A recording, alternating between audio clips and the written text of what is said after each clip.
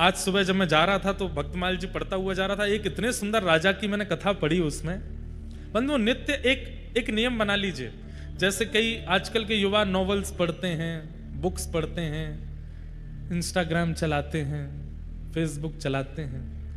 एक सदग्रंथ पास में रखा करो, उसमें से भले एक पेज पढ़ो जरूर। इतना सुख मिलेगा आपको, ऐसी ऊर्जा मिलेगी आपको, और इतना कुछ नया मिलता है कि बस आनंद आ जाता है। तो एक राजा की कथा पढ़ रहा था, जगन्नाथपुरी के एक राजा थे। कहते हैं कि नित्य जगन्नाथ महाप्रभु का महाप्रसाद उनके यहां आता था। ध्यान से सुनना, महाप्रसाद आता था और राजा जगन्नाथ जी से इतना प्रेम करते थे कि प्रेम से महाप्रसाद आते ही पहले दंडवत प्रणाम करते थे प्रसाद को और फिर उसको स्वीकार करते थे। बंधुओं, एक आपको हम नियम बता दें, चाहे एकादशी हो चाहे आपका कोई भी व्रत हो, किसी भी तीर्थ का यदि प्रसाद घर आता है तो प्रसाद के प्रति नियम कैसा होना चाहिए। मान लीजिए कि कोई प्रसाद लेके आया, कहीं का भी प्रसाद लेकर के जैसे ही आवे, सबसे पहले तो प्रसाद को प्रणाम करो, और प्रणाम करके तुरंत, चाहे आपके लाख करोड़ काम चल रहे हैं, सबसे पहले प्रसाद का डिब्बा खोल करके थोड़ा ही सही लेकर के अपने मुख में डाल लीजिए। चाहे एकादशी है चाहे कुछ है, उसके प्रति अन्न बुद्धि मत रखो, उसको पाओ तुरंत। शास्त्रों में कहते हैं, आपने कहा अच्छा प्रसाद रख दीजिए, थोड़ी देर में पाऊंगा, अगले क्षण प्राण निकल गए तो नहीं पा पाओगे, अगले क्षण का भरोसा है। जैसे ही प्रसाद दिखे तो दौड़ करके जाना चाहिए, बोले पहले पवा दो, कहीं मेरे प्राण निकल रहे हो, उससे पहले जगन्नाथ जी मेरे भीतर चले जाएं। प्रसाद का मतलब जिस तीर्थ का प्रसाद आया वो तीर्थ के ठाकुर जी ही आए हैं प्रसाद में बैठ के, उनको तुरंत स्वीकार करना चाहिए। चैतन्य महाप्रभु कहते हैं, महाप्रसादे गोविंदे, जगन्नाथ महाप्रभु का जो भात प्रसाद है उसका एक एक तिनका जगन्नाथ जी का स्वरूप है। तो राजा का नित्य नियम था, जैसे प्रसाद आता तो प्रणाम करते, उसको पाते और फिर अपने क्रिया में लगते। लेकिन आज वो अपने एक मित्र के साथ में चौसर खेल रहे थे, और चौसर में ऐसी बाजी चल रही थी कि अब अगली बाजी में पता चल जाएगा कि राजा हार रहा है कि जीत रहा है। तो राजा को तो अपनी जीत प्यारी, तो पासा मल रहे थे। उसी समय महाप्रसाद आया। जैसे ही महाप्रसाद आया तो पंडित जी रोज आते महाप्रसाद लेकर के, राजन जगन्नाथ महाप्रभु का महाप्रसाद आया।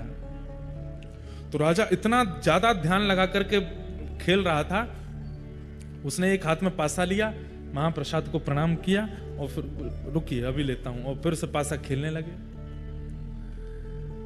तो पुजारी जी को नित्य का नियम तो पता था राजा का, लेकिन आज का जो व्यवहार था ये पुजारी जी को अच्छा नहीं लगा। बोले बताओ पासा इतना जरूरी है, वो चौसर इतना जरूरी है कि महाप्रसाद को कह दिया रख दो, पाएंगे। थोड़ी देर तो पुजारी जी वहां खड़े रहे, लेकिन राजा हंस हंस करके खेल रहा था, इतना मगन था उसमें। पुजारी जी प्रसाद वापस ले गए अपने साथ। जब खेल पूरा हुआ, राजा जीत गया, हंसा, उठ करके अपने मित्र को हृदय से लगा, आज तो बड़ा आनंद आया खेल में, बड़ा बढ़िया। थोड़ी देर बातचीत हुई, मित्र जब चले गए तो राजा ने तुरंत पूछा, वो महाप्रसाद आया था कहाँ है? तो सैनिकों ने बताया, पंडित जी खड़े रहे थोड़ी देर, पता नहीं, फिर ले गए अपने साथ। राजा दौड़ करके गए पंडित जी के पास, बोले आज आप महाप्रसाद वापस क्यों ले आए? तो पंडित जी की आंखें लाल पड़ी थी, बोले कि राजन ये महाप्रसाद कोई अन्न नहीं है, कोई दाल भात नहीं है, कोई सामग्री नहीं है, साक्षात जगन्नाथ जी हैं। और जगन्नाथ जी किसी के द्वार पर आते हैं, और जिसके द्वार पर गए हैं वो दूसरे कार्य में व्यस्त है। जगन्नाथ जी किसी के यहाँ ऐसे खड़े होकर के प्रतीक्षा नहीं करेंगे, इसलिए मैं उनको वापस ले आया। तुमने अपराध किया। तो राजा को इतना आत्मग्लानि हुई, अपराध बोध हुआ कि मैंने ऐसा क्यों किया। तो राजा ने, अब 2-3 दिन हो गए प्रसाद पावे नहीं, सोवे नहीं, उसको आत्मग्लानि हो रही है। ब्राह्मणों की कुछ टोली अपने यहां बुलाई, और आज सुबह ही मैंने ये कथा पढ़ी इसलिए सुना रहा हूं। तो सब ब्राह्मणों से पूछे, अगर कोई व्यक्ति द्वार पर खड़े ठाकुर जी का अपमान कर दे, अपना नाम नहीं लिया, ये राजा का विवेक देखो, अपना नाम बोलूंगा तो ये लोग अच्छा बात बताएंगे। जैसे कोई व्यक्ति कह दे मेरे से भैया ये अपराध हो गया, तो सामने वाला ये तो कहेगा कोई बात नहीं भैया, सब हो जाता है, ठीक है, सब गंगा जी स्नान कर लो, हो गया सब ठीक, ये प्रायश्चित करा लो, संतों को भोजन करा दो, ब्राह्मण भोजन करा दो। तो राजा बोला अगर मैं कहूंगा कि मैंने अपराध किया तो ये सारे मेरे को कोई ना कोई युक्ति बताएंगे। अपने लिए ना पूछ करके किसी अन्य के लिए पूछता हूं। तो राजा ने कहा, अगर किसी के द्वार पर भगवान आए हों और जिसके द्वार पर आए वो व्यक्ति ठाकुर जी का अपराध कर दे, अपमान कर दे, तो उसका दंड क्या होना चाहिए? हमें उसको क्या दंड देना चाहिए, यह बता दीजिए। तो पंडित जी बोले, अगर कोई भगवान का अपराध करता है तो राजा को उसका त्याग कर देना चाहिए, चाहे वो प्रजा में से हो, चाहे परिवार में से हो, कोई भी हो। ठाकुर जी का अपराध करने वाले को राजा को एक ही दंड देना चाहिए, क्या? उसका त्याग करो। राजा बोले ठीक है, अब आप जा सकते हैं। अब राजा मन में क्या विचार कर रहे हैं, मैंने इस हाथ से अपराध किया, अब मैं इस हाथ का त्याग करूंगा, इसको कटवाऊंगा। मैं कैसे कटवाऊं? स्वयं तो काट नहीं पाऊंगा, अपने हाथ को कैसे काटूंगा? किसी और से कहूंगा तो कोई काटेगा नहीं। तो राजा ने क्या युक्ति बनाई, मतलब देखिए कैसी भगवत परायणता है राजा के चित्त में। 2-3 दिन से जानबूझ करके अपना चेहरा ऐसे बनाया कि बहुत चिंता में है। मंत्री जी ने 3 दिन बाद बड़े संकोच में पूछा, राजन आप बहुत चिंतित दिखते हैं, क्या बात है? तो राजा ने कहा, मंत्री जी मैं तुम्हें बता रहा हूं, तुम किसी को मत बताना। बोले हाँ बताओ। रात में एक प्रेत मेरे कक्ष में आता है और उसका रूप स्वरूप नहीं दिखता, तो वो हल्ला करता है और खिड़की में से केवल अपना हाथ मुझे दिखाता है, और उसको देख करके मैं बहुत चिंतित होता हूं, भयभीत होता हूं, सामने आता नहीं है। उसकी मुझे बड़ी चिंता हो रही है, वो क्या करना चाह रहा है मैं समझ नहीं पा रहा। मंत्री बोले, आप इतनी सी बात, आप चिंता मत करिए। बोले तो हमारी कुल देवी हैं, उनका खड़ग मैं लेकर के आऊंगा, उस खड़ग की नित्य पूजा होती है, और उस खड़ग को लेकर के मैं आपके कक्ष में सो जाऊंगा। आज रात में जैसे ही वो प्रेत अपना हाथ दिखाएगा मैं उसका हाथ काट दूंगा। राजा बोले हाँ ठीक है, तुम ये काम कर देना। मंत्री जी नीचे सो गए। राजा चुपचाप उठ करके गए, बाहर जाकर के खिड़की में से हल्ला करके जैसे ही अपना हाथ अंदर किया, मंत्री जी ने खड़ग उठा करके हाथ काट दिया। रक्त की पिचकारी निकलने लगी, लेकिन राजा तो प्रेमाश्रुओं से रो रहा था, आनंद कर रहा था। मंत्री जी ने उठ करके देखा, बोले अरे ये कोई प्रेत नहीं है, तो हमारे राजा साहब हैं। चरणों में गिर गया, बोले भगवान आपने ऐसा क्यों किया? तो बोले इस हाथ ने ठाकुर जी के प्रसाद का अपराध किया, इस हाथ का मैं कैसे अपने पास रख सकता हूं, इसलिए इसका त्याग करना था, इसलिए मैंने कटवा दिया। महाप्रभु जगन्नाथ मंदिर में खड़े खड़े व्याकुल हो गए राजा की इस दशा पर। तुरंत अपने पुजारी जी को कहा कि सुनो, अभी इसी वक्त उस राजा को लेकर के आओ। राजा के पास गए तो हाथ कटा हुआ है, मल्लम पट्टी लगा रखी थी। मंत्री बोले ठाकुर जी ने स्वप्नादेश किया है, आपको बुलाया मंदिर में। ठाकुर जी के सामने गए तो महाप्रभु जगन्नाथ जी अपनी ब्रह्म वेदी पर ऐसे झूम रहे थे। राजा बोले नाथ, आज मुझे लगता है कि मेरी सेवा पूर्ण हो गई। बोले क्यों? जैसे मेरे महाप्रभु के हाथ हैं, आज मेरा हाथ भी वैसा ही हो गया है। आपकी भुजा नहीं है, मेरी भी भुजा नहीं है, मैं भी वैसा ही हो गया हूं। लेकिन नाथ मैं आपको प्रणाम करता हूं। जैसे ही ठाकुर जी के सामने दंडवत किया, राजा का वह हाथ पुनः प्रकट हो गया। ठाकुर जी बोले मैं तुमसे बहुत प्रसन्न हूं, तुम्हारी इस भगवत परायणता पर मैं इतना प्रसन्न हूं, आज के बाद ऐसा कुछ मत करना, क्योंकि तुम्हारे चित्त में जो प्रेम मेरे प्रति है वो अद्भुत है। देह का चिंतन यदि व्यक्ति करता है तो धर्माधिकारी माना जा सकता है, लेकिन जब व्यक्ति अपने चित्त का चिंतन करता है और वो चित्त के कल्याण की भावना में सदा लगा रहता है, वही व्यक्ति परम धर्माधिकारी माना जाता है। और श्रीमद् भागवत यही करती है कि धर्म से उठा करके अब परम धर्म की ओर ले जाती है। यह भागवत का विषय है। कथा सुनने वाला व्यक्ति देहाभिमान से उठ जाता है और उसको चिंता होती है कि मेरे चित्त का कल्याण होना है, मेरी आत्मा का कल्याण होना, और उसके कल्याण के लिए मुझे कुछ करना पड़ेगा। भागवत का विषय। दूसरी बात, भागवत का अधिकारी कौन है? परम धर्म के मार्ग पर चलने के लिए कौन सा ऐसा व्यवहार है जो आपको अपने चित्त में लाना पड़ेगा? बहुत ध्यान से सुनना। चित्त में काम है, क्रोध है, लोभ है, आदि आदि दोष हैं, आलस्य है, क्रोध है, मोह है, रहने दो, कोई बात नहीं। इन सबके सहित भी आप परमाधिकारी बन सकते हो, लेकिन एक दोष ऐसा है, वो अगर आपके चित्त में है तो आप परम धर्म के मार्ग पर कभी नहीं आ पाओगे। मतलब परम धर्म मतलब भक्ति के पथ पर आप कभी नहीं आ पाओगे अगर ये दोष आपके अंदर है तो। कौन सा दोष? निर्मत सराणाम सताम, दूसरे की उपलब्धि से ईर्ष्या होना। ईर्ष्या का दोष यदि किसी के चित्त में है, वो ठाकुर जी का अधिकारी नहीं बन पाता। बंधुओं देखिए,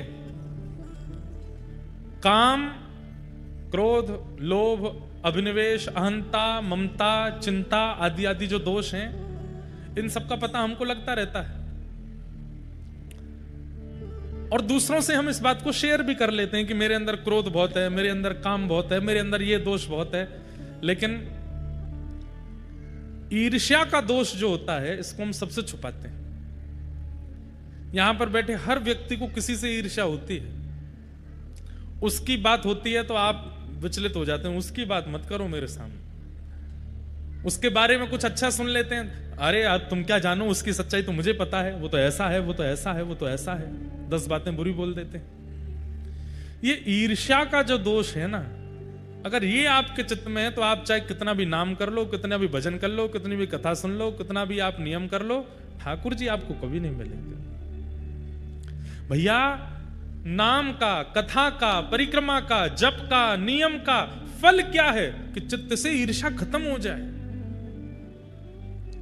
अरे हम तो कहते हैं आज ही चिंतन करो, किसका नाम सुन के ईर्ष्या होती है? किस व्यक्ति की बातें सुनकर के ईर्ष्या होती है आपको? 7 दिन कथा सुनो और 7 दिन बाद उस व्यक्ति का फोटो देखना खोल के फोन में। अब ईर्ष्या नहीं हो रही, अब तो अच्छा सा लग रहा है, तो समझ जाओ कथा ने लाभ किया है, कथा ने फायदा कर दिया है। वो व्यक्ति सामने आकर के खड़ा हो जाए और आपके मन में आए, यार जीवन भर में इसके अंदर दोष ही दिखता रहा, लेकिन इसमें भी दोष नहीं है, गुण ही है। समझाओ कथा, समझो कथा लगी आपको। लेकिन 7 दिन पहले जिसके प्रति जैसी भावना विचारधारा थी, 7 दिन बाद भी वैसी ही रही है। इसका मतलब कथा का प्रभाव नहीं हुआ, नाम का प्रभाव नहीं हुआ, परिक्रमा का प्रभाव नहीं हुआ, जप का प्रभाव नहीं हुआ, यज्ञ अनुष्ठान का प्रभाव नहीं हुआ। हर कथा, हर परिक्रमा, हर दर्शन, जितनी बार नाथ द्वारा जाओ उतनी बार आपके अंदर परिवर्तन होना चाहिए, उतनी बार आप बदले बदले आने चाहिए लौट करके। तो आपका जाना अच्छा है, साल नहीं तो हफ्ता में 3 बार जाओ, कोई फायदा नहीं। वही बात है कि डॉक्टर के पास हर हफ्ते, हर महीने में 1 बार चेकअप कराने जाते हैं, पर ना तो कचौड़ी छोड़ रहे हैं, ना घी छोड़ रहे हैं, ना मलाई छोड़ रहे हैं, ना शुगर छोड़ रहे हैं, चकाचक पा रहे हैं धुआंधार। और फिर डॉक्टर को जाकर कह रहे हैं आंखों के आगे काला काला हो जाता, कुछ करो ठीक हो जाऊं मैं। डॉक्टर कहेगा तुम ये नियम तो करते नहीं। भाई डॉक्टर के पास जाओगे तो फिर उसके बाद में कुछ परिवर्तन आना चाहिए ना, और वो परिवर्तन कैसे आएगा? श्रीनाथ जी के पास जाकर के कह दिया करो, हे श्रीनाथ जी, हमारे कोटा में एक व्यक्ति रहता है, उससे मुझे बड़ी ईर्ष्या होती है, आप कृपा कर दो अब के मैं लौट करके जाऊं, उससे मुझे ईर्ष्या ना हो, उससे मुझे प्रेम हो जाए। अपने ईर्ष्यावान व्यक्ति के प्रति प्रेम की भिक्षा ठाकुर जी से मांगो, उससे मुझे प्रेम हो जाए ठाकुर जी, मैं उसके बारे में कभी गलत ना सोचूं। मेरे अंदर क्रोध बहुत बढ़ता जा रहा है, श्री जी बाबा कृपा करो मेरा क्रोध समाप्त कर दो, मुझे किसी की बात बुरी ना लगा करे, मैं सबसे अच्छे से रहा करूं, ऐसे कृपा कर दो। मेरे अंदर द्वेष बहुत आ गया है, मैं द्वेष का शिकार हो गया हूं, हे नाथ जी मुझे कृपा करो। आप ठाकुर जी के सामने जाकर के बोलेंगे, लौट करके जब आएंगे तो 0.1% ही सही पहले से दोष घटेगा। और दोष का घटना, दोष का समाप्त होना, यही कथा, कीर्तन, दर्शन, परिक्रमा का फल है। जिस दिन दोष शून्य हो जाएंगे उसी दिन ठाकुर जी मिल जाएंगे। ठाकुर जी ने देख लियो कि अब चकाचक है गो, अब बढ़िया है गयो है, अब प्रिय हो गया है, अब इसके अंदर कोई दोष नहीं है, ठाकुर जी मिल जाएंगे।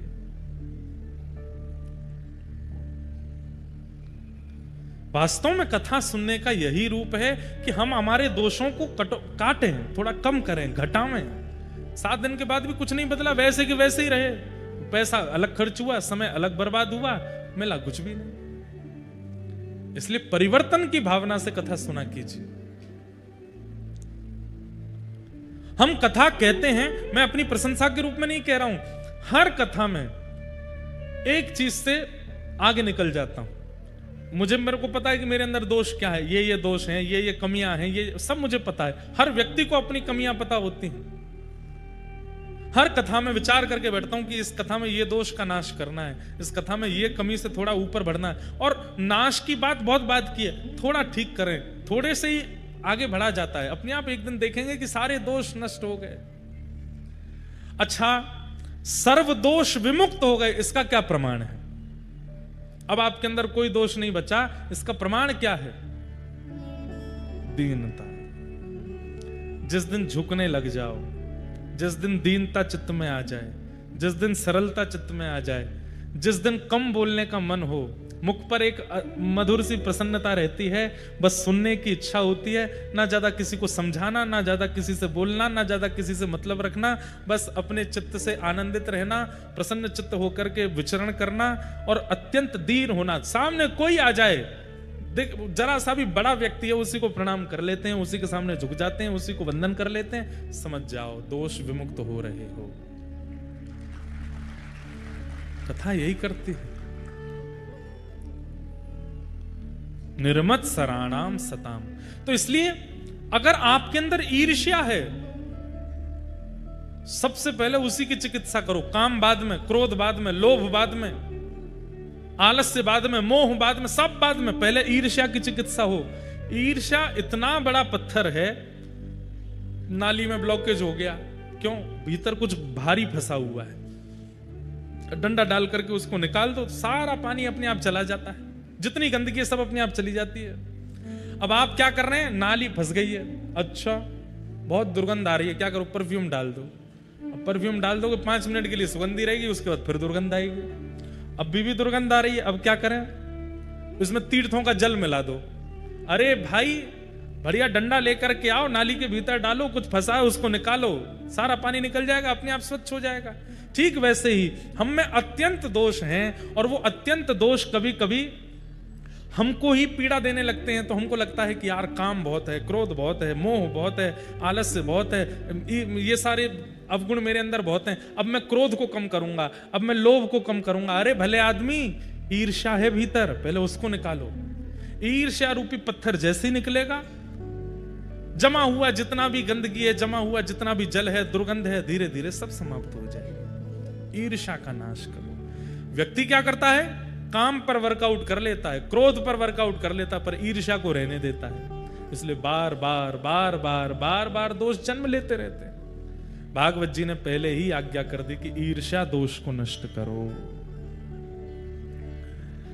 वैद्यम वास्तवमत्र वस्तु शिवदम तापत्रयोन्मूलनम। वैद्यम वास्तवमत्र वस्तु शिवदम। श्रीमद् भागवत क्या कराती हैं? कृष्ण से संबंध कराती हैं। ठाकुर जी कोई अपने लगने लगते हैं, ठाकुर जी से एक नाता लगने लगता है। कथा सुनने के बाद में कई लोगों को ऐसा होता है कि मंदिर जाते हैं ना, आंखों में अपने आप पानी आ जाता है, ठाकुर जी को देखेंगे अपने आप नेत्र सजल हो जाते हैं। ऐसा जिसके साथ भी होता है, ठाकुर जी को देख के, धाम में जाकर के, वैष्णव को देख करके, कथा में आकर के, या भगवत संबंधी किसी भी चर्चा को सुनकर के नेत्र सजल होते हैं, उसके लिए ये पंक्तियां हैं। क्या? कई जन्मों से बुला रहे हो, कोई तो नाता जरूर होगा, नजरों से नजरें मिला न पाऊं, मेरी नजर का कसूर हो। मीराबाई पूर्व जन्म में माधवी नाम की गोपी हैं। जब मीरा बनकर के आई मेड़ता में, बचपन से उनकी स्थिति ऐसी, कथा में जाती हैं रोती हैं, संतों को देखती हैं रोने लगती हैं, ठाकुर जी का विग्रह देखती हैं तो रोने लगती हैं। उनके घर वाले पूछते हैं मीरा तू रोती क्यों? बोले मुझे ही नहीं पता, इनको देख के रोना आता है बस। क्यों? क्योंकि हम नहीं समझ पाते हैं, पर ठाकुर जी से हमारा पूर्व का कोई नाता है, कोई संबंध है। हम या तो पूर्व जन्म में ठाकुर जी के बहुत अति सामीप्यवर्ती कुछ रहे हैं, ठाकुर जी के सखा रहे होंगे, ठाकुर जी की कोई गोपी रहे होंगे, और नहीं तो गैया रहे होंगे, ठाकुर जी की आसपास घूमने वाली कुछ चैंटी रहे होंगे, ठाकुर जी को देखा होगा, इसलिए अब उनकी लीला, चर्चा, गुण ये सब सुनकर के भावुकता होती है चित्त में। क्योंकि हमारा शरीर नहीं जानता, आत्मा तो एक ही रहती है ना। वही चैंटी के अंदर थी, वही गैया के अंदर थी, वही ग्वाल बालों के अंदर थी, और वही आज शरीर के अंदर है। आत्मा थोड़ी बदलती है। उसको पता है कि मेरा इनसे संबंध है।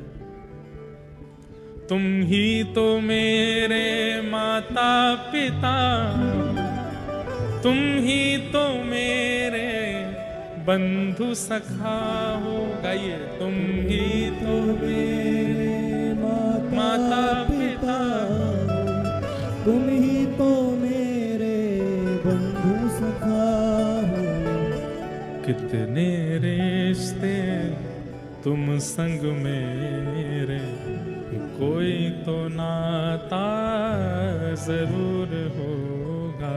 कितने रिश्ते तुम संग जोड़े, कोई तो नाता जरूर होगा। कई जन्मों से बुला रहे हो, कोई तो नाता जरूर होगा।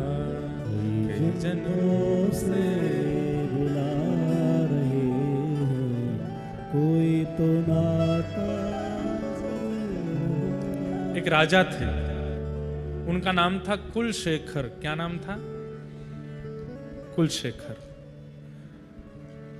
उनका नियम था कि वो राम कथा सुनते थे नित्य, पर राम कथा में सीता जी का हरण का प्रसंग जब भी आता था कथा में, उनकी आंखें लाल पड़ जाती थी, मुख लाल पड़ जाता था, और तलवार अपनी ढूंढने लगते थे, धनुष बाण कहाँ हैं ढूंढने लगते थे। तो पंडित जी समझ गए कि भाई इनके सामने सीता हरण की कथा नहीं कहनी है। तो पूरी राम कथा होती, लेकिन रावण ने सीता जी का हरण किया ये नहीं बोलते थे। वो उसके बदले कुछ बोल देते थे, सीता जी भटक गई, खो गई, लंका पहुंच गई, ऐसे कुछ कह देते थे।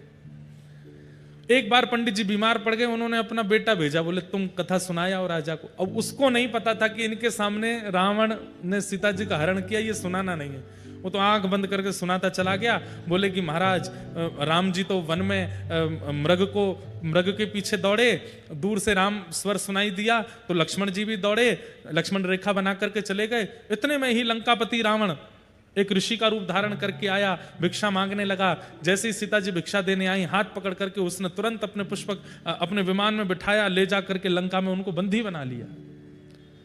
पूरी कथा सुना दी महाराज। राजा के तो आंखें लाल, मुख लाल, हाथ लाल, सब लाल पड़ गए।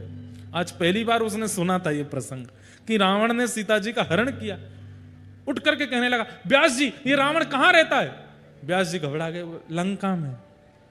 लंका कहां है? दक्षिण भारत में।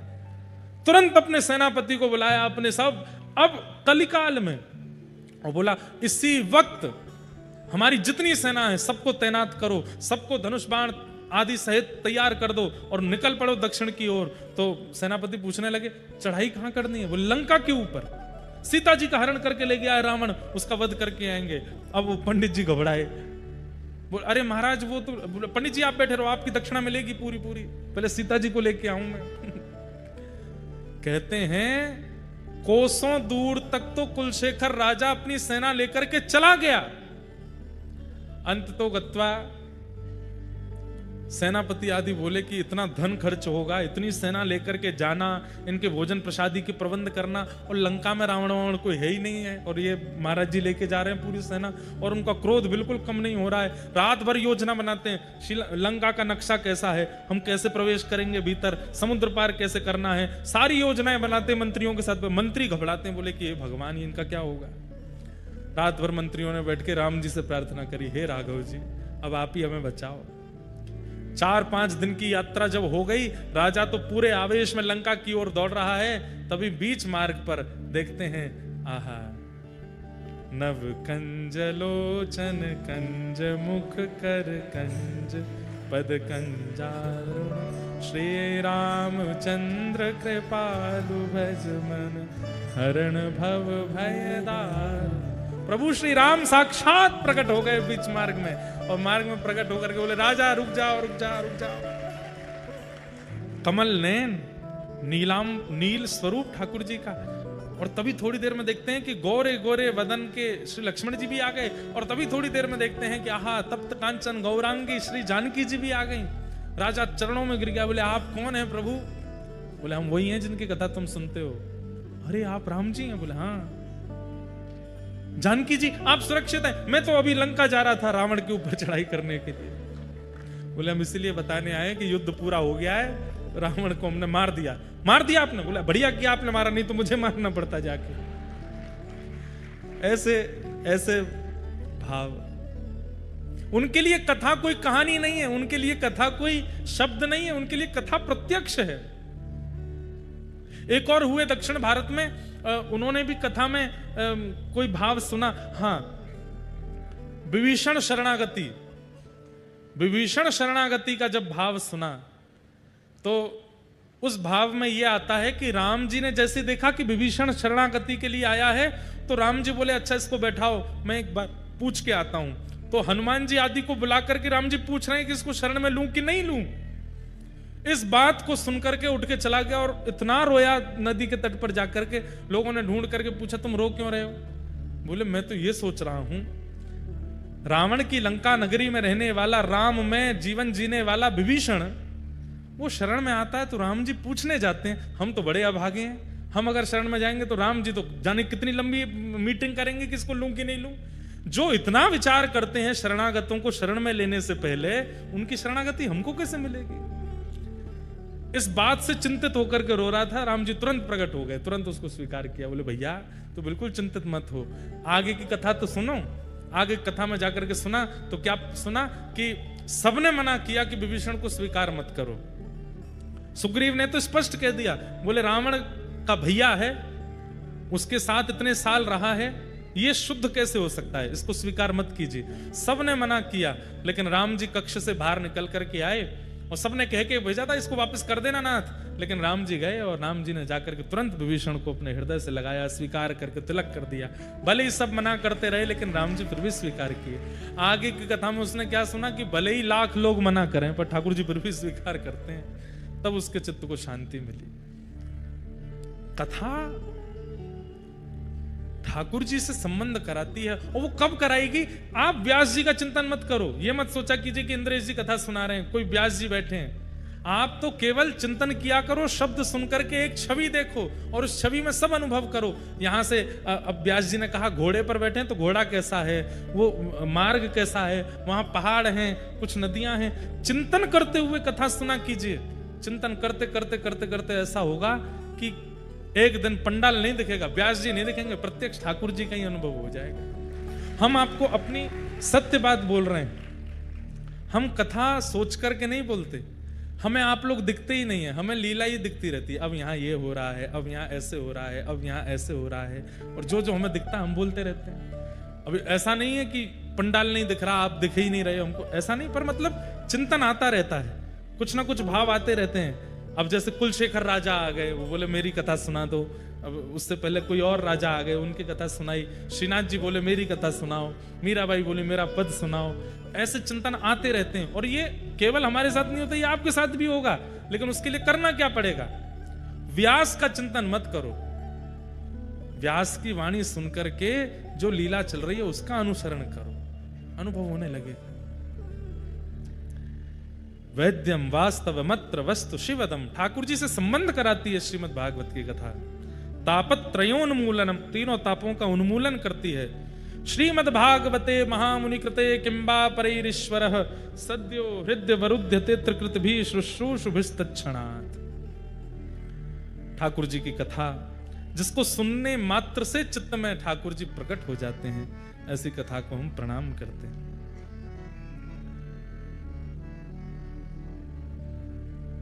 निगम कल्प तरोर गलितम फलम सुख मुखादमृतद्रव संयुतम पिबत भागवतम रसमालयम मुहुरहो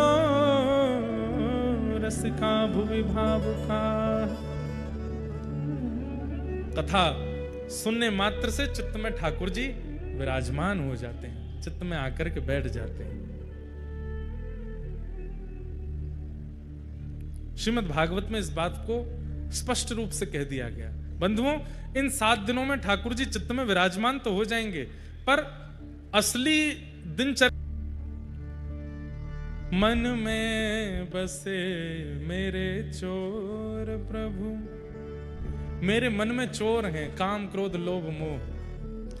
मन में बसे मेरे चोर प्रभु, उनको निकालो। ये घर है प्रभु आपका, अधिकार जमा लो। मेरे प्रभु राधारमन, मेरा साथ निभाना। मेरे प्रभु राधारमन, मेरा साथ निभाना। ओ मेरे प्रभु राधारमन, मेरा साथ निभाना। मेरे प्रभु राधारमन, मेरा साथ निभाना। मन में बसे मेरे चोर प्रभु, मेरे मन में बहुत चोर हैं, उनको निकालो। क्यों? चोर कौन है? जो किसी अन्य की वस्तु पर अधिकार जमाता, उसको तो चोर कहते हैं। ये मन इस मन में काम का निवास नहीं होना चाहिए, क्रोध का निवास नहीं होना चाहिए, आदि आदि ये दोषों का निवास नहीं, ये सब तो चोर हैं। इस मन पर वास्तविक अधिकार किसका है? ये घर है प्रभु आपका, अधिकार जमा लो। मेरे प्रभु राधारमन, मेरा साथ निभाना। मेरे प्रभु राधारमन, मेरा साथ निभाना।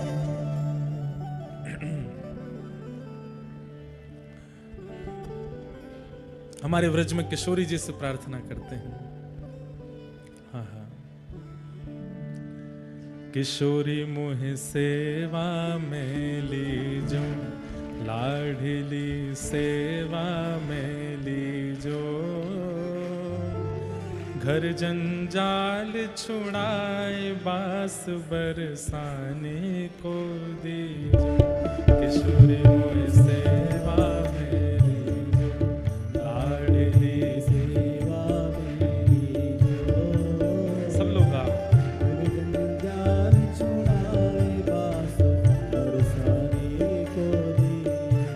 किशोरी मोहे सेवा में लीजो, लाडली सेवा में लीजो। घर जंजाल छुड़ाए, बास बरसाने को लीजो। किशोरी मोहे सेवा में लीजो, लाडली सेवा में लीजो। घर जंजाल छुड़ाए, बास। और क्या मांगते हैं ब्रज के रसिक जन? पड़ी रहूं मैं द्वार तिहारे, रसिकन दर्शन पाऊं।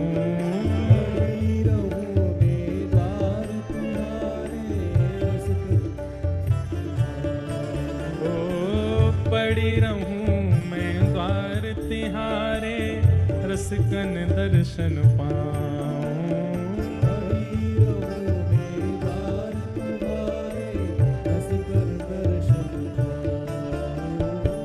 भगतन की रज धूल मिले तो अपने शीश चढ़ाऊं। भगतन की रज धूल मिले तो अपने शीश चढ़ाऊं। ओ भगतन की रज धूल मिले तो अपने शीश चढ़ाऊं।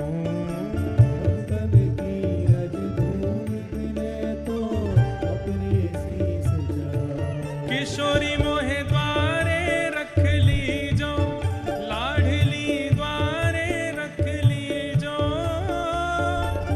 घर जंजाल छुड़ाए, बास वृंदावन को दीजो। किशोरी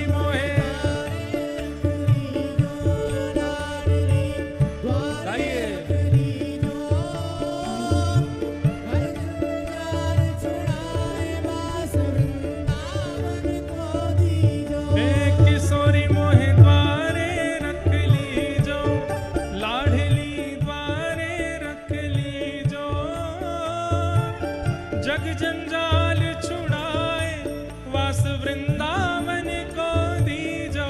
किशोरी मोहे द्वारे रख लीजो, लाडली द्वारे रख लीजो।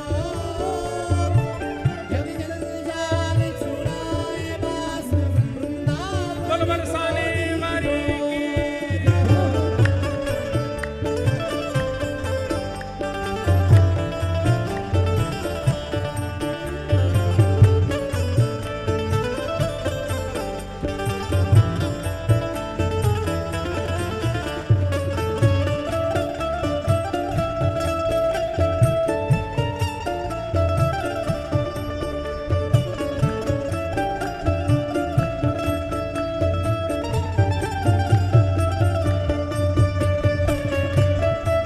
श्रीनाथ प्यारे की, श्री राधा रमण लाल की।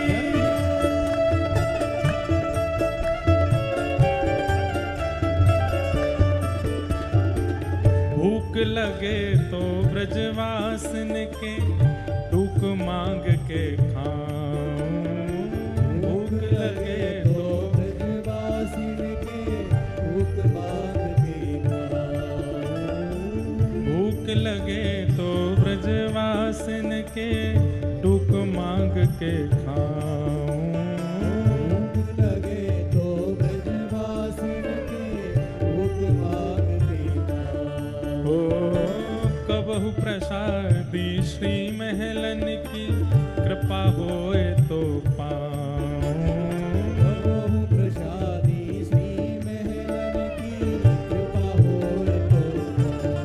हो कबहु प्रसादी श्री महलन की कृपा होए तो पाऊं। कबहु प्रसादी श्री महलन की कृपा होए तो पाऊं। किशोरी मेरी विनय मान लीजो, लाडली विनय मान लीजो। जग जंजाल छुड़ाए वास वृंदावन को दीजो। किशोरी मेरी विनय मान लीजो, लाडली विनय मान लीजो। जग जंजाल छुड़ाए वास वृंदावन को दीजो। हे किशोरी मोहे द्वारे रख लीजो, लाडली द्वारे रख लीजो। जग जंजाल छुड़ाए वास वृंदावन को दीजो। द्वारे रख लीजो, लाडली द्वारे रख लीजो। जग जंजाल छुड़ाए वास वृंदावन को और दीजो।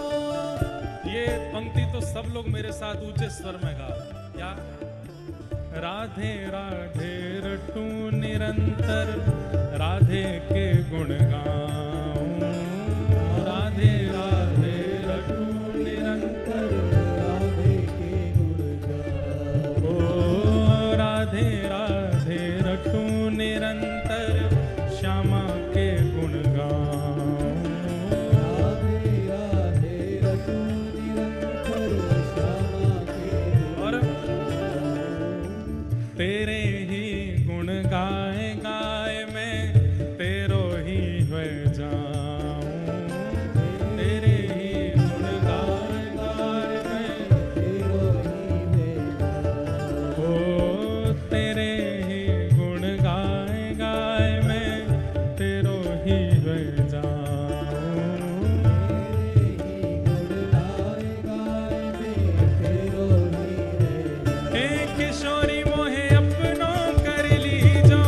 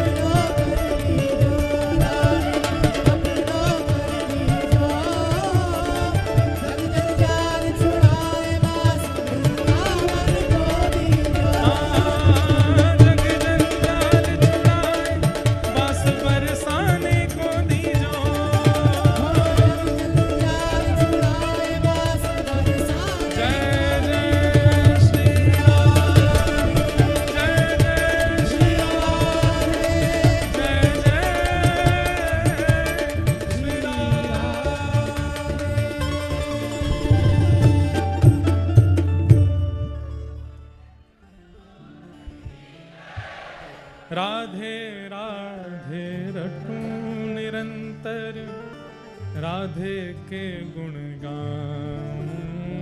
राधे राधे रटू निरंतर राधे के गुण गाऊं। तेरे ही गुण गाए गाए मैं तेरो ही हुए जाऊं। तेरे ही गुण गाए गाए मैं तेरो ही वे जाऊं। हे किशोरी मोहे अपनो कर लीजो, लाडली अपनो कर लीजो। जग जंजाल छुड़ाए वास वृंदावन को दीजो। किशोरी मोहे अपनो कर लीजो, लाडली अपनो कर लीजो। जग जंजाल छुड़ाए बास वृंदावन को दीजो। बास बरसाने को दीजो, बरसाने को दीजो। बास गोवर्धन को दीजो। गोवर्धन को दीजो। और ये संभवता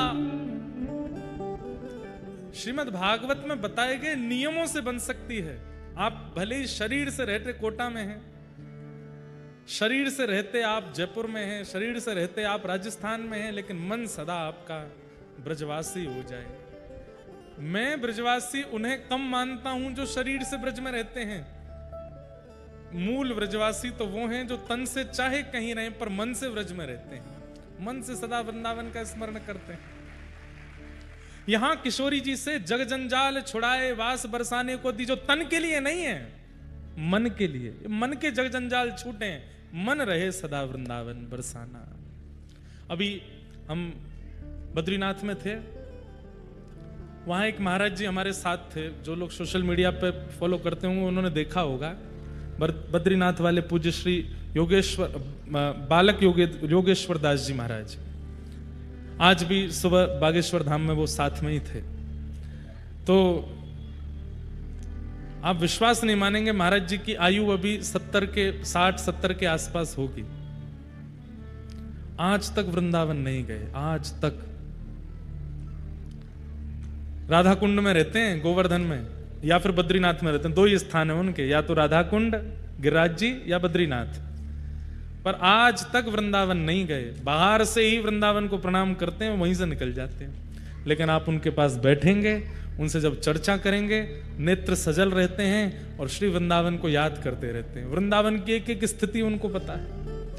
व्रज कैसा है, वृंदावन में राधा वल्लभ जी, बिहारी जी, राधा रमण जी कैसा आनंद करते हैं, कैसा सुख करते हैं, वृंदावन में कौन सी गली है, परिक्रमा कैसी होती है, सब पता है उनको। लेकिन वृंदावन नहीं जाते। मैंने कहा बाबा क्यों ना जाओ? बोले ज्यादा ना जाऊंगो, फिर आऊंगो नहीं लौट के, वहीं रह जाऊंगा। बोले जीवन में एक बार वृंदावन जाऊंगा।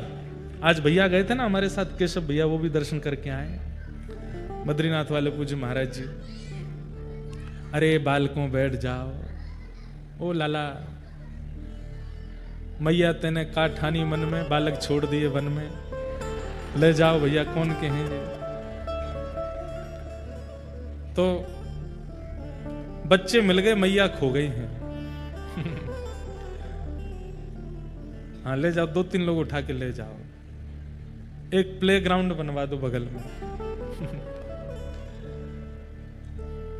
तो क्या बता रहा था मैं? हाँ, तो पूज्य महाराज जी बड़े छुपे रहते हैं, ज्यादा प्रचार में नहीं रहते, पर उनसे आप जब भी वृंदावन की चर्चा करोगे नेत्र सजल हो जाते हैं उनके। और उन्होंने नियम बना लिया है, बोले कि एक ही बार जाऊंगा वृंदावन, और जाऊंगा तो फिर लौट करके नहीं आऊंगा। मतलब कहने का अभिप्राय है कि वृंदावन में ही विलीन हो जाऊंगा, फिर वहां से निकलूंगा नहीं बाहर। और प्रतीक्षा कर रहे हैं, बोले कि बस कौन सा दिन आ जाए। अभी कुछ दिन पहले मेरे को फोन किए, बोले महाराज जी केली कुंज वाले प्रेमानंद जी महाराज जी को बोल दीजिए ना, उनकी संसार को बहुत जरूरत है, किडनी की हम व्यवस्था करा दें, हम अपनी दे देंगे, वो रहें, श्री जी आज्ञा करें। श्री जी बात करती हैं, श्री जी कह रही हैं। मैंने महाराज जी आप आ जाओ वृंदावन, एक दिन ले चलूंगा महाराज जी के पास, जब होऊंगा दर्शन करें आना। तो बोले, तो हंसने लगे, बोले हम तो वृंदावन आते नहीं हैं। हम तो वृंदावन जाते नहीं हैं। मैंने कि वो दिन कब आएगा? बोले कि बस जिस दिन आएगा वो अंतिम दिन ही होगा, जिस दिन हम वृंदावन जाएंगे। ऐसे अद्भुत महात्मा हैं। असली ब्रजवासी वो हैं, तन से भले ही वृंदावन नहीं जाते पर मन से पूरे समय वृंदावन में रहते हैं। भक्तिमती मीराबाई 52 वर्ष की आयु में वृंदावन गई। कितने वर्ष की आयु में? आधा जीवन व्यतीत करने के बाद। संख्या हो सकता है ऊपर नीचे होगी, पर मुझे इतना पता है कि अपनी युवावस्था के बाद भक्तिमती मीराबाई वृंदावन गई। वो तो सदा युवा ही थी, सदा बालिका जैसी ही लगती थी, तो संसार के विकार तो थे नहीं उनमें। इतने वर्षों तक वृंदावन नहीं गई, पर उनको जिसने देखा, उनको जिसने सुना, उनको जिसने अनुभव किया, मीराबाई जिसके सामने पहुंच गई, उसका वृंदावन वहीं प्रकट हो गया, जबकि स्वयं वृंदावन नहीं गई इतने वर्षों तक। इसका मतलब क्या है? व्रज वृंदावन स्थूल रूप में यहां से 7 घंटे की दूरी पर है, पर यदि व्यक्ति अपनी चित्त वृत्ति को ऐसा बना ले तो वह वृंदावन सचल बनकर के चित्त में आ जाता है।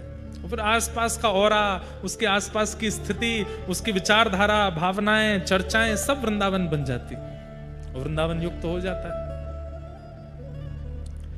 तो किशोरी जी से यह प्रार्थना शरीर के लिए नहीं है कि जग जंजाल छुड़ाए वास वृंदावन को दीजो, वास बरसाने को दीजो। किशोरी जी से प्रार्थना है मन के जग जंजाल छूट जाएं। कई लोग तन से सब छोड़ देते हैं, तन से स्त्रियों को देखेंगे भी नहीं, पर मन में पता नहीं क्या क्या चलता रहता है। तन से ब्रह्मचारी बने घूमते हैं, पर मन में पता नहीं क्या क्या चलता है। तन से मौन रहेंगे, पर मन में एक मौनी बाबा है, 24 वर्षों से मौन, आज तक बोले नहीं, लेकिन उनके आसपास सेवक जब कुछ गलती कर देते हैं तो कागज पेन उठाते हैं और उसमें गाली लिखते हैं, और गाली लिख करके पर्चा पर और सेवक पढ़ता है, बोले ये तुझे ऐसे मौन का क्या फायदा? तन से हम बहुत कुछ छोड़ देते हैं, पर जग जंजाल मन में बहुत लगे, मन से छूटे। जग जंजाल छुड़ाए बास वृंदावन को दीजो, किशोरी मेरी विनय मान लीजो, लाडली विनय मान लीजो। जग जंजाल छुड़ाए बास बरसाने को दीजो। एक उड़िया बाबा संत हुए हमारे व्रज में, वो शरीर से कहीं भी रहते थे, पर उनसे पूछो बाबा ठीक हो आप? आज बिहारी जी ने पीले रंग की पोशाक पहनी है, आज बिहारी जी ने लाल रंगों को पटका पहनो है, आज बिहारी जी के मुख पे सिर पे पाग बंधी भई है। किलोमीटरों दूर बैठ करके बिहारी जी का दर्शन करते थे, राधा वल्लभ जी का दर्शन करते थे। सो बागेश्वर वाले महाराज जी और हम बैठे तो दोनों बात कर रहे थे। वो बता रहे थे, बोले भैया एक बार हम बद्रीनाथ वहां गए, केदारनाथ, तो बोले तब इतनी प्रसिद्धि नहीं थी, पैदल ही गए नीचे से। तो बोले बीच रास्ते में लगते हैं 1-1.5 दिन लग जाता है पहुंचने में ऊपर। तो बोले साथ में जो थे वो तो आगे निकल गए, मैं थोड़ा पीछे रह गया। तो एक महात्मा आए मेरे बगल में, मैंने कहा अच्छा फिर? वो महात्मा बोले थक गए होगे बालक, आओ चलो मेरी कुटिया पे बैठो। तो छोटी छोटी पगडंडी हैं केदारनाथ की, अब तो बढ़िया बन गई। बोले वो ले गए मुझे अपने मंदिर में, हनुमान जी का मंदिर। संत जनों से इसलिए मिलने में सुख मिलता है, उनसे ऐसी अद्भुत अद्भुत बातें, ऐसे अद्भुत अद्भुत चमत्कार, ऐसे चमत्कार नहीं कहेंगे, भगवत कृपा। बोले फिर? बोले मैं बैठ गया तो मुझसे बोले क्या खाओगे? हमने कहा बाबा पहाड़ों में तो क्या ही है, जो है वो दे दो। नहीं नहीं तुम बताओ तुमको क्या खाना है। अरे बाबा यहाँ पहाड़ में क्या मिलेगा, हमको तो कुछ नहीं खाना, आप जो दे दो सो ठीक है। बोले नहीं नहीं तुम बताओ ना तुमको क्या खाना है। तो बोले भैया हमने बोल दिया छतरपुर में कचौड़ी वाला है, उसकी दही की कचौड़ी खानी है। बोले मैंने भी मजाक में बोल दिया। बाबा बोले रुको, भीतर गए, बोले भैया वो आज भी कचौड़ी देता, उस पर टोकन रख के देता, ऊपर टोकन में संख्या लिखी रहती है। मैंने अच्छा। बोले बाबा गए मंदिर के भीतर से दोना लेके आए, वही कचौड़ी वही दही, उस पर टोकन और रखा था 101 नंबर का। और मुझे लाके बोले लो पाओ। बोले मैंने पाया वही स्वाद वही मैंने कही ये तो चमत्कारी सिद्ध बाबा है। बोले फिर हमने 5-6 चीजें मंगवा ली। बोले वहां की चाय पिला दो वहां का ये खिला दो। बोले मन में क्या आ गया कि भाई इनसे ये विद्या सीखनी है और इनके पास रहना है। बोले फिर मैंने कहा बाबा मैं केदारनाथ दर्शन कर आऊं, लौट करके आता हूं, फिर बैठूंगा आपके पास। बोले हाँ जाओ दर्शन कर आओ बच्चा। बोले भैया हम दर्शन करने गए ऊपर, मन ही नहीं लगे। केदारनाथ भगवान दर्शन करके 1-1.5 दिन रुके। बोले तुरंत यूं लगे चलो बाबा के पास। बोले नीचे उतर के आया, गौरी कुंड आ गया, फाटा आ गया, लेकिन ना तो वो बाबा ना उनका मंदिर, कुछ भी नहीं। बोले अब उसके बाद हम आज तक 6-7 बार जा चुके, लेकिन वो ना तो वहां पे हनुमान जी का कोई मंदिर है, ना वो स्थान है, ना वो महात्मा है। मैंने महाराज जी जो आप बता रहे हैं इस हिसाब से तो महादेव ही होंगे। ऐसे ऐसे अनुभव होते हैं संतों को, ऋषियों को। और ये सब संभव कब होता है बंधुओं? जब हमारा चित्त शुद्ध होता है। तन को कितना भी नवाओ कोई फायदा नहीं होने वाला। ज्यादा से ज्यादा बगल की गली वाले को पसंद आ जाओगे, पर मन स्वच्छ हो गया तो इनको भा जाओगे, इनको प्रिय लग जाओगे। बस उस मन के मार्जन की कथा है भागवत। मन का मार्जन होता है, मन की निर्मलता, शुद्धता, निर्मलता वो बनती है। निगम कल्प तरोर गलितम फलम सुख मुखादमृत द्रव संयुतम पिबत भागवतम रसमालयम मुहुर्हो रसिका भुवि भावुका। भागवत जी क्या है? वेद रूपी कल्प वृक्ष का पका हुआ फल है श्रीमद् भागवत। ऋग्वेद, यजुर्वेद, सामवेद, अथर्ववेद 4 वेद हैं। ये वेद रूपी वृक्ष है और वृक्ष में एक फल है सबसे मीठा, उसका नाम है भागवत। यानी कि वेद वृक्ष हैं, वृक्ष का फल भागवत है। भैया फल जो होता है ना वो वृक्ष का सार होता है। वृक्ष से छांव मिल जाएगी, वृक्ष से श्वास मिल जाएगी, वृक्ष से शीतलता मिल जाएगी, पर भूख की निवृत्ति तो फल से ही मिलती है।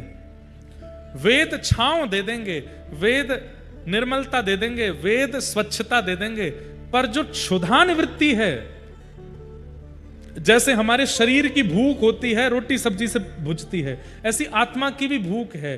वो भूख, वो प्यास इनके दर्शन से ही मिटती है। सूरदास जी गाते हैं, हरि दर्शन की प्यासी अखियां, हरि दर्शन की प्यासी, देखो चाहत कमल नयन को, निस दिन रहत उदासी अखियां, हरि दर्शन की प्यासी।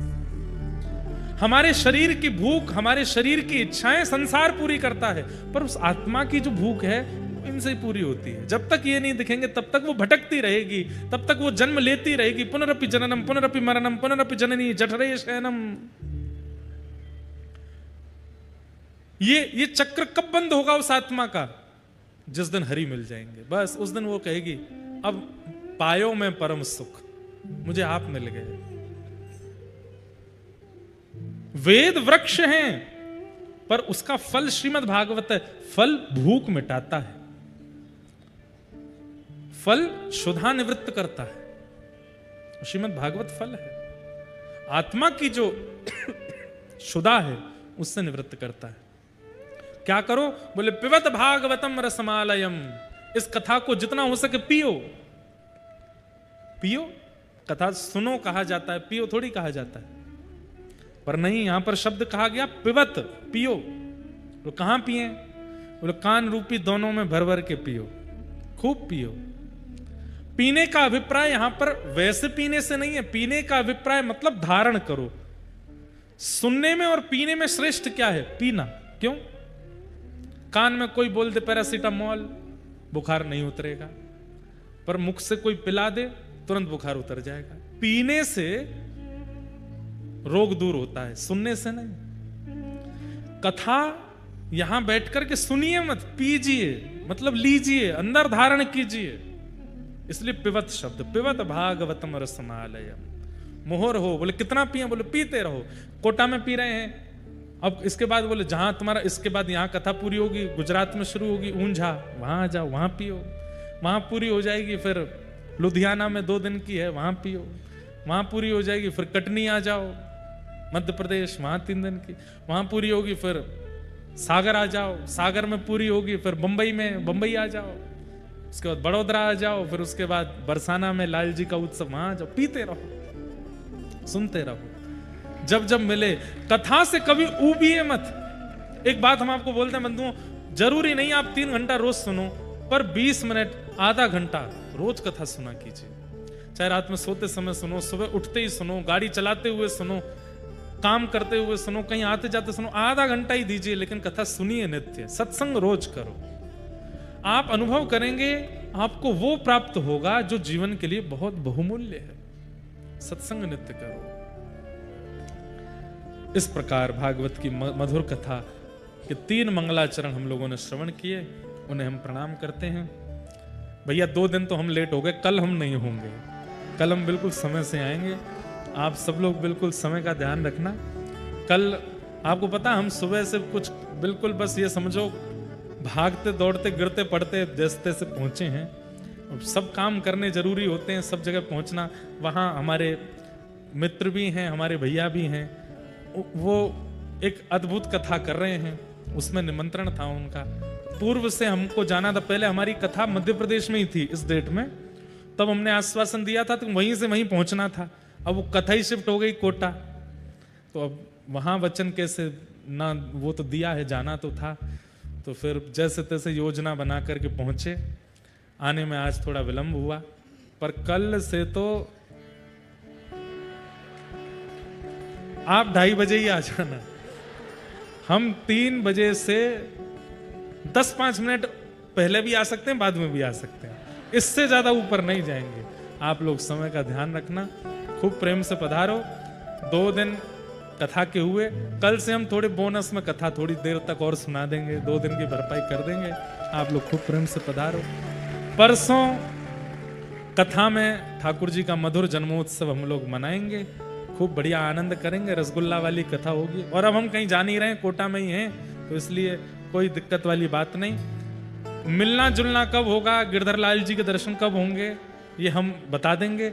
इतनी संख्या में आप लोग हैं तो कैसे कहाँ व्यवस्था बनेगी, एक बार सब हमारे परिवारी जनों से पूछ करके फिर उसकी योजना बनाएंगे। आइए आज के मधुर कथा को विश्राम देते हैं। आरती के लिए यजमान परिवार मंच पर पधारें। हे भजो मुकुंद माधव मुरारी।